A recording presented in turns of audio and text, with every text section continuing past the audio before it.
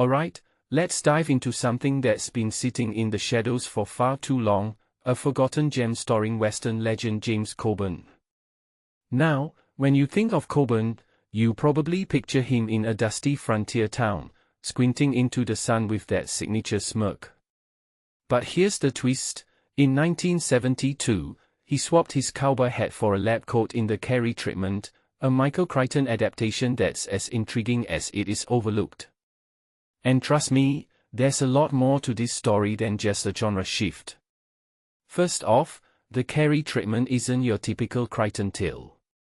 Based on his novel A Case of Need, written under the pseudonym Jeffrey Hudson, the film follows Dr. Peter Carey, a pathologist who stumbles into a murder mystery tied to a botched abortion.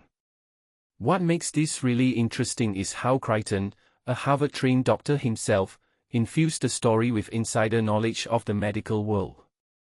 It's like he took his own experiences and blended them with a noir thriller.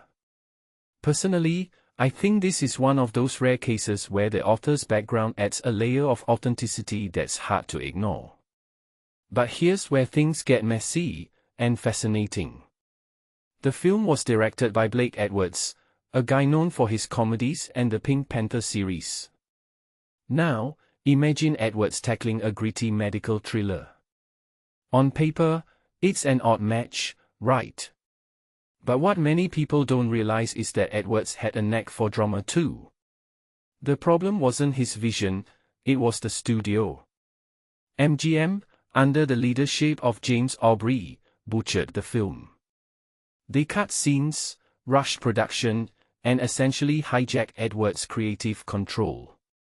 If you take a step back and think about it, this was the second time Aubrey meddled with Edwards' work, the first being Wild Rovers.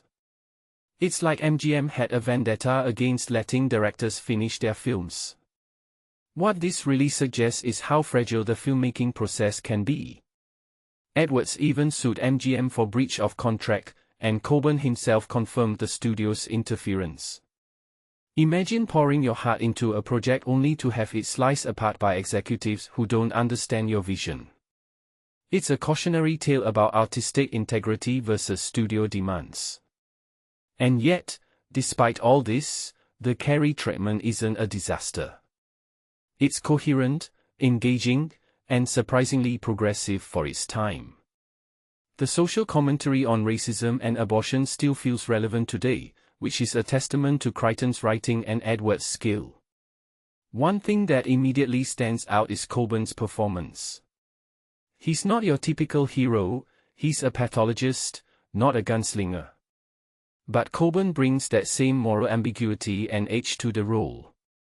It's like he took the essence of his Western characters and transplanted it into a modern setting.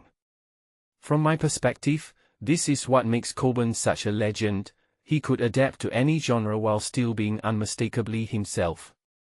If you take a step back and think about it, the Carey Treatment is a fascinating footnote in both Coburn's and Crichton's careers. It's not a blockbuster, but it's a reminder of how much potential was there. What if the studio had let Edwards finish his vision? What if Dr. Carey had become a recurring character like Columbo? These are the questions that make this film so compelling. It's a what-if story wrapped in a thriller, and that's what makes it worth revisiting. So, here's my closing thought: the Carey Treatment might be a forgotten film, but it's far from irrelevant. It's a snapshot of an era, a clash of creative visions, and a reminder of how much we lose when art is compromised. Personally, I think it deserves a second look, not just as a curiosity, but as a piece of cinema that, against all odds, still has something to say.